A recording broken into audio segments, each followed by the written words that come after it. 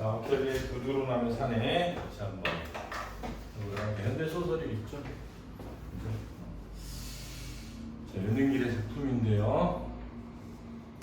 자, 본문을 읽어가면서 이거는 이제 해보도록 하겠습니다. 내용 정리된 건 내가 따로 올려줄게. 그렇지? 워낙 게시부터가 기대했던 바와는 달리 어긋저긋하다. 게시부터, 시작부터라는 뜻이지. 기대했던 바와 달리 어긋져 나갔다는 거, 어긋났다 이렇게 이해하겠습니다. 많이 무리를 했다는 거는 가진 돈으로 어떤 걸 사기 어려운데, 그렇지? 뭐 담에 돈을 빌리거나 끌어다가 이런 뜻이 아니지. 성남에다가 집채를 장만한 후에, 집채를 장만한다는 걸 잘 안 쓰고 집 한 채 이렇게 쓰지. 다소나마 그 무리를, 여기서 무리라는 건 돈이 많이 들어간 것을 봉창해볼 작정으로, 채워볼 작정으로 이렇게 했는데, 채워볼 작정으로 셋방을 내놓기로 결정했을 때, 셋방 이건 사이쇼의 현상이야. 그래서 사이쇼 쓴 거야. 원래 한자어에는 사이쇼도 안 쓰는데 6개만 쓰는 게 허용되거든. 세수태야 참고해. 셋방, 숫자, 택간, 착간, 국간, 횟수. 그 중에 하나야 이게. 내놓기로 결정했을 때 우리 내외는 세상에서 그 세고 센 집주인의 가운데서도 우리가 가장 질이 좋은 부류에 속할 것으로 자부하는 한편, 우리 집에 새들게 되는 사람은 틀림없이 용꿈을 꾸었을 것으로 단정해 버렸고, 이와 같은 이유로 문간방 사람들도 최소한 우리만큼 질이 좋기를 당연히 여겼던 것이다. 자, 여기서 이제 뭘 할 수 있냐면, 우리라는 이 명칭이 나오잖아요. 나오면 이게 1인칭 시점이구나 라는 걸 알 수 있단 말이야. 그렇지? 1인칭 시점인데 내 얘기면 1인칭 주인공 시점이고, 다른 사람 이야기면 1인칭 관찰자 시점이 되거든. 이 작품은 9켤레의 구두로 남은 사내의 이야기니까 기본적으로 1인칭 관찰자 시점이 됩니다. 그렇지?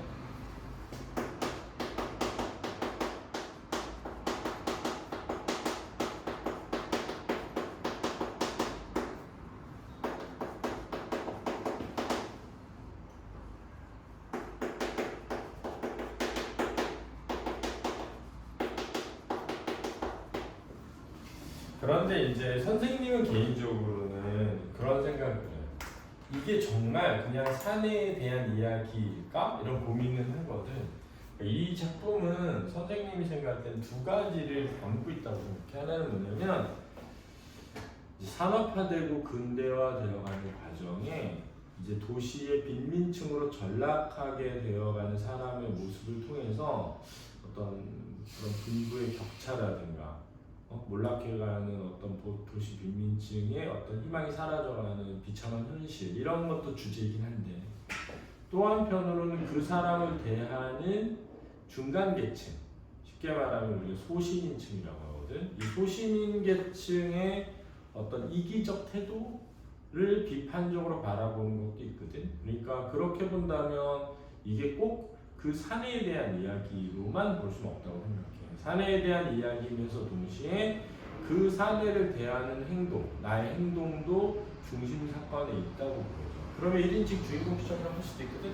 나한테 만약에 시점이 뭐냐? 그러면 1인칭 관찰자 시점이라고 할 거야. 근데 그 의미를 이해를 하고 있으라는 거지. 알겠지?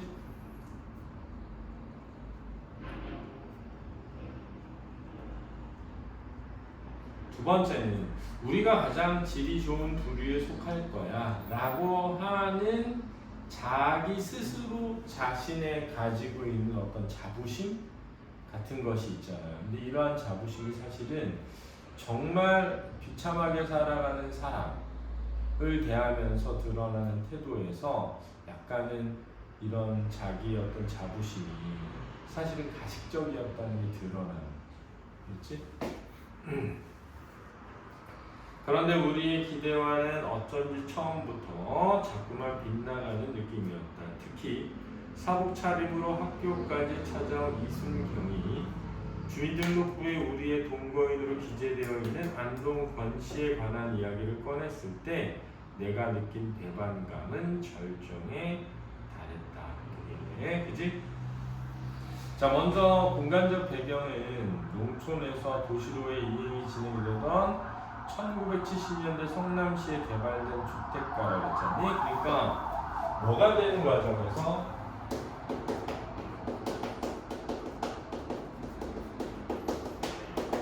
도시화가 진행되고 있는 시점인 거야, 그렇지?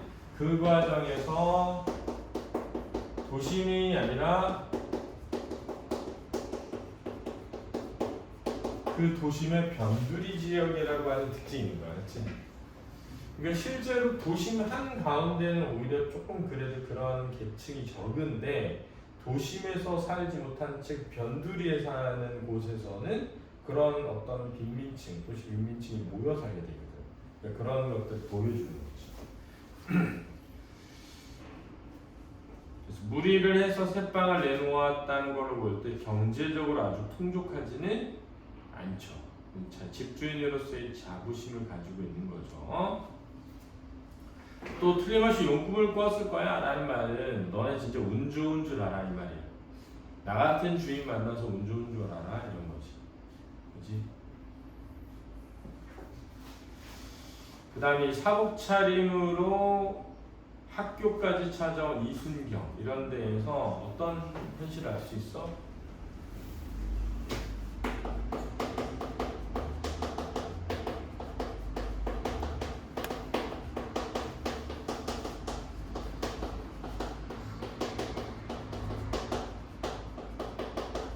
독재와 억압의 현실을 보여주죠. 1970년이니까 그지? 박정희 독재 정권 시절의 이야기야. 그렇지?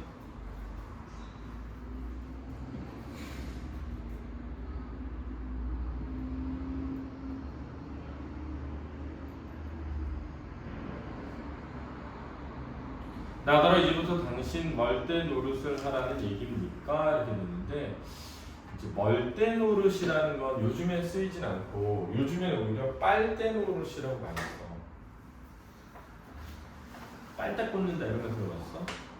그러니까 빨대 꽂는다는 게 여러 의미를 쓰이는데 한편으로는 그 사람한테 빨대를 꽂아서 그 사람의 엑기스를 뽑아 먹는다 이런 뜻이어서 약간 빈대 붙어서 경제적으로 착취하는 것도 될 수 있고 또 어떤 경우에는 정보를 얻는 정보원으로 삼는 거지. 빨대 꽂았다는 표현에 정보원으로 삼다라는 뜻도 있거든. 그러니까 내가 당신 정보원 노릇을 하라는 얘기냐 이렇게 이해할 수도 있는 거죠. 그렇지?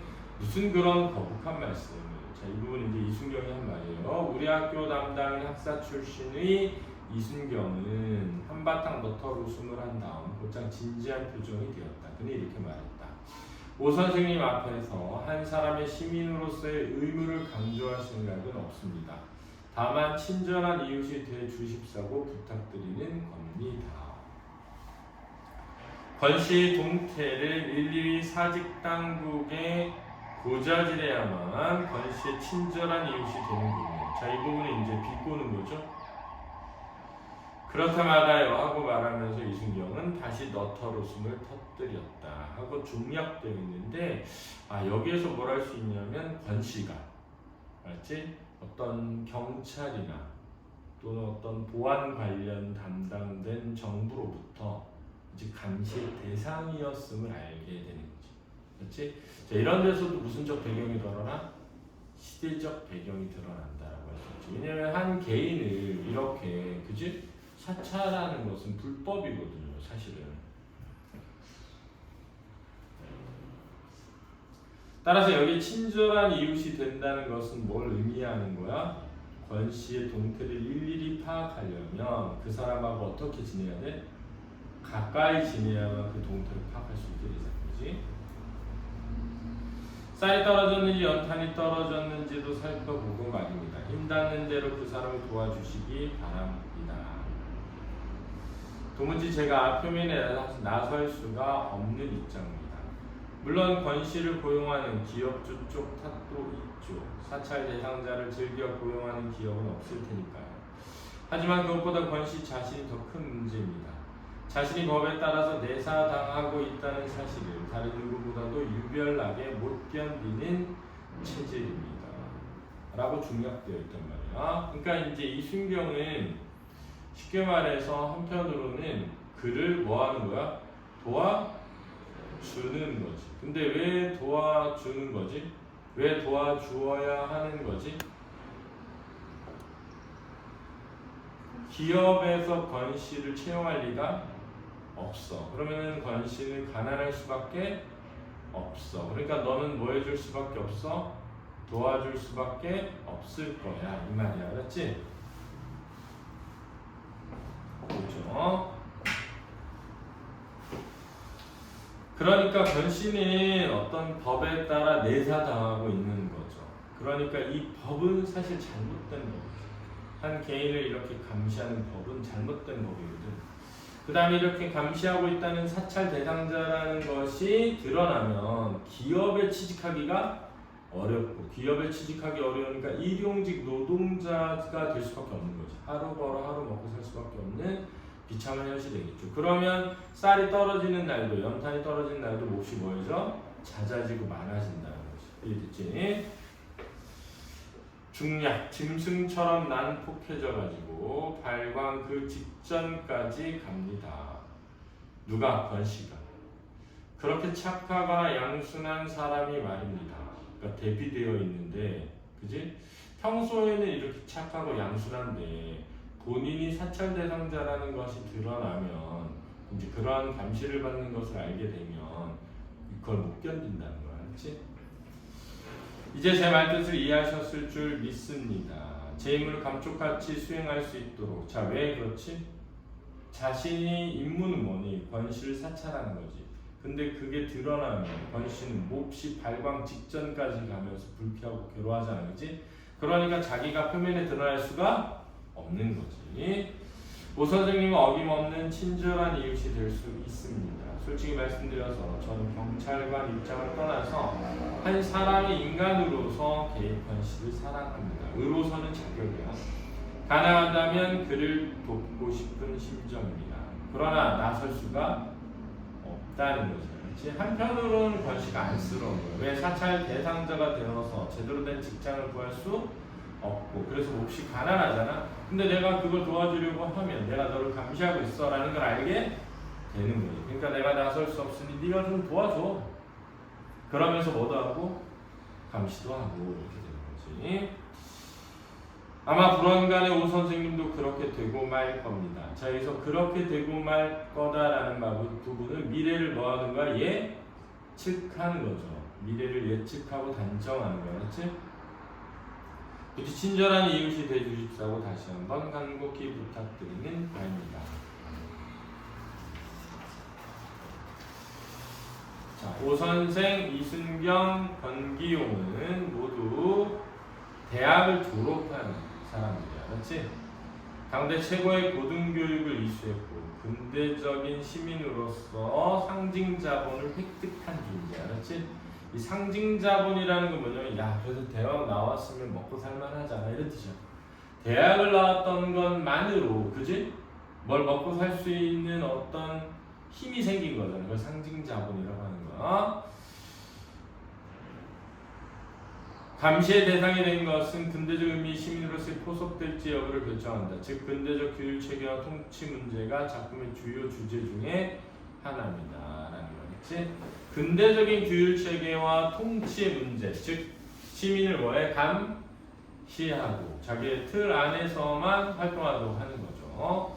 7, 80년대 시민의 개념적 의미, 당대 지식인들은 시민의 이상적인 모습으로 국가의 구성원으로서 의무를 수행하면서도 국가와 분리되어 국가의 규제에 뭐 할 수 있는 존재? 정할 수 있는 존재로 의미되어 있다. 국가와 시민을 직접 감시하기도 하지만 이 상호 간의 감시 체제를 구축하고자 했고요. 이는 산업화 시대 국가 폭력을 뭐하고 있다? 제한하고 있다. 북한에서 5호 담당제 가지고 5가구씩 묶어가지고 감시하겠다 뭐 이런 얘기 있잖아요, 그지? 근데 그게 이제 우리 독재 정권 하에서도 일상적으로 일어났던 거지. 국가가 그리고 이순경으로부터 권씨의 동태를 살펴달라고 부탁받았는데 권씨를 사찰 대상으로 삼고 있고, 개발주의 시대의 국민을 감시와 통제 대상으로 여기는 국가주의 이데올로기 및 국가를 주체로 자행하는 폭력이 암시되어 있다. 따라서 이웃의 양면성이 드러나는데 한편으로는 두려움과 공포에 낯선 이방인 또는 환대와 사랑이 될 수 있다는 특징입니다.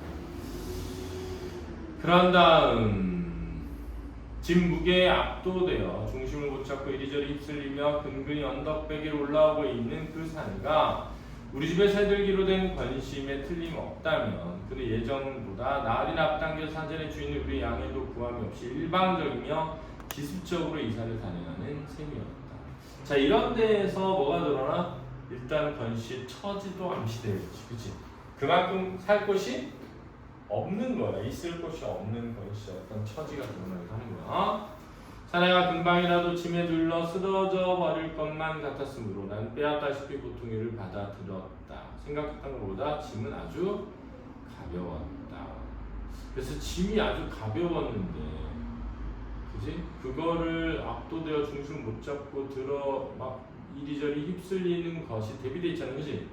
이런 대비를 잘 봐야 돼. 권씨는 키가 작았다. 보통 키 정도밖에 안 되는 나지만 그래도 권씨 비기면 거인이나 다름없었다. 자, 이것도 대비돼 있지, 그지? 그런데 일반적으로 이제 우리가 난자기가 써올린 작은 공 보면 사회적 약자 계층을 신체 불구로 표현하기도 해요. 그러니까 무슨 말이냐면 뭔가 사회적으로 부족하고 약한 자잖아. 키도 작고 힘도 작고 이런 존재로 형상화한다는 거야, 그렇지? 슬리퍼를 걸치고 나온 내 발만을 유심히 들여다보면서 권씨는 침묵을 지켰기 때문에 내가 먼저 입을 열지 않으면 안 되었다. 그래서 슬리퍼라는 것도 좀 중요한데 권씨는 늘 뭘 구두를 반짝반짝하게 닦는단 말이야. 왜냐면 이 구두는 권씨의 뭐야? 자존심이거든. 그러니까 대학을 나온 계층으로서, 그렇지? 자기 집을 얻겠다고 전 재산을 들여서, 알았니? 땅인가 뭐 권리를 샀는데 그 사기를 당해. 이 실제 있었던 겁니다. 성남 지역. 그래가지고 시민들이 전 재산을 사실 잃은 거야. 그래서 그 사람들이 데모 엄청 했었거든. 그 데모하면서 실제로 경찰서도 막 점거하고 막 이랬었어. 근데 그 사건에 주동자가 걸린 거야. 왜냐면 얘가 대학을 나왔잖아. 대학을 나왔다는 이유로 이 새끼 빨갱이 아니야? 그럼 주동자로 몰려. 주동자가 몰려서 사찰 감시의 대상이 된 거야. 그러니까 하루아침에 자기는 집을 전 재산을 잃고 집을 잃고 완전히 일용직을 전전할 수밖에 없는 처지가 된 거잖아. 그러니까 그런 처지에서 과거의 자신을 떠올리게 해준 유일한 게 바로 구두. 그렇지?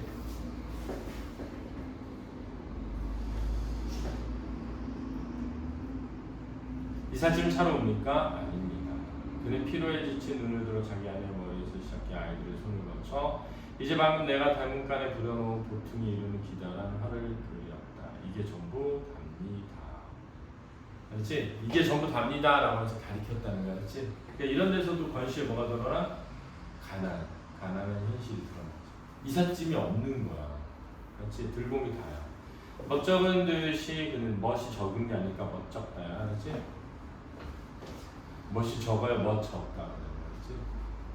왜냐면 이게 멋적다가 시옷이니까 뒤에 된소리를 받으면 되잖아. 멋적다라고 해서 멋적다 되잖아. 근데 된소리를 적었잖아. 그렇지? 그는 그래서 적다의 뜻이 아니어서 적다라고 적었어.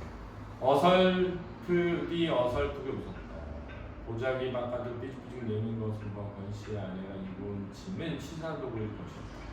그게 농담이 아니고 진담이었다면 결국 쌀을 익히고 빨래하고 그리고 빨고 덮는 데 쓰는 몇 점 세간이 이삿짐의 전부일 셈이었다. 아무리 새빵으로 놔두는 살림이라지만 놔두는 살림이라는 게 뭐냐면 새빵을 전전하는 돌아다니는 그쯤 되고 보면 해도 너무했다. 내가 어안이 벙벙이 있는 동안에 사내는 슬그머니 한쪽 다리 바짓가락에다 구두코를 쓱 문질렀다. 이어서 발을 바꾸어 같은 동작을 반복했다. 이렇게 반복되는 행위는 중요한 의미로 쓰이는 거였지. 먼지가 닦여 반짝반짝 광이 나는 구두를 내려다보면서 비로소 그는 자기 구두코만큼이나 해맑은 표정이 되었다. 그래서 여기서 구두는 이 그에게 권씨에게 있어서 어떤 자존심 같은 거. 그래서 지금 이사하는 첫날에 보잘것없는 이삿짐, 보여주는 것이 어때? 부끄럽고 멋쩍단 말이야. 그렇지? 그렇게 부끄러운 상황에서 그나마 구두가 맑고 깨끗한 것에 위안을 얻는 거지. 그래 나 그래도 한때 이런 사람이었어 라는 것을 떠올리는 거야. 그렇지? 아마 모르긴 몰라도 틀림없이 재고정리 박앤세일 바람에 하나 주워 걸쳤을 지그재그 무늬의 때 이르고 유행 지난 후줄근한 여름 옷과는 영 안 어울리게 묘사지? 그의 옷은 제법 신품이었고 알맞게 길이나 호사품이었다.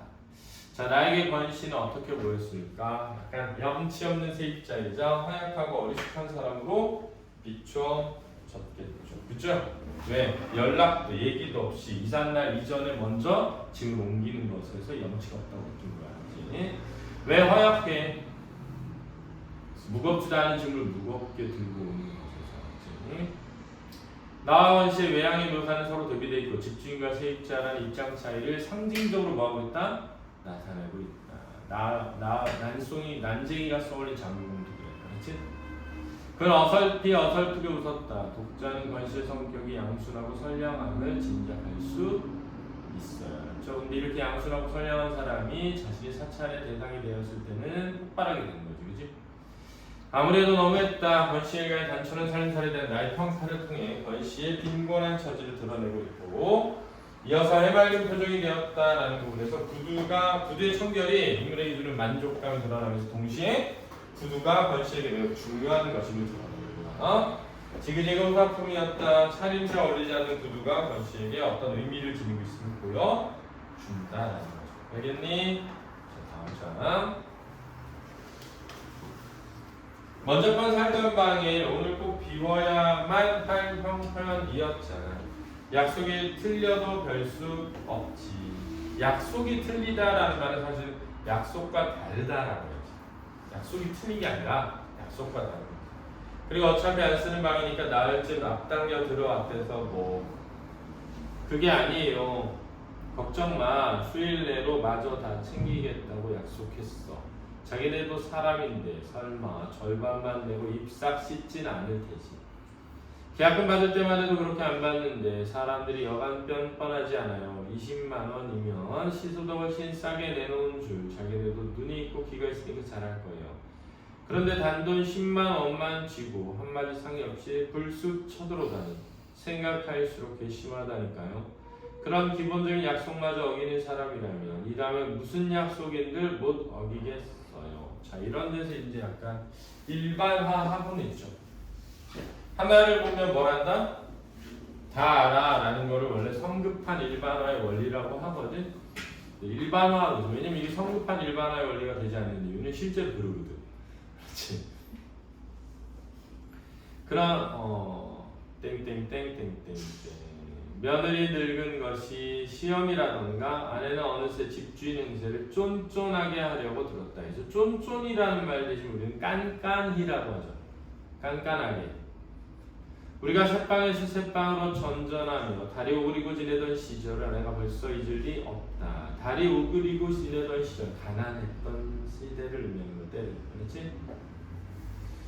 원래 이거죠. 누울 자리를 보고 다리를 뻗어라 이렇게 얘기하잖아. 형편을 봐서 뭘 해 이런 뜻이거든. 그래서 다리 오그리고 잔다는 건 형편이 몹시 위축되고 별 볼일 없을 때 쓰는 말이야. 근데 결국은 내가 세입자였잖아. 근데 이제는 집주인이 된 거잖아. 옛날에 내가 며느리였잖아. 근데 이제 시어머니가 됐다는 거지. 시어머니가 되면 나 며느리한테 저러지 말아야지 했는데 똑같이 시어머니가 하던 걸 한다는 거야.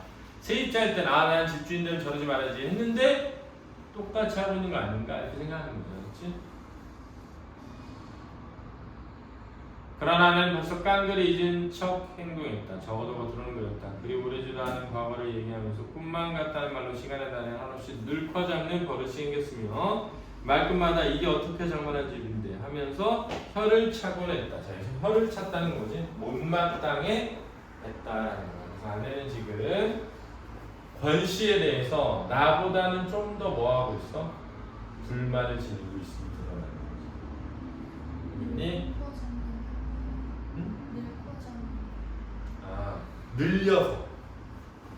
늘려서 말하는.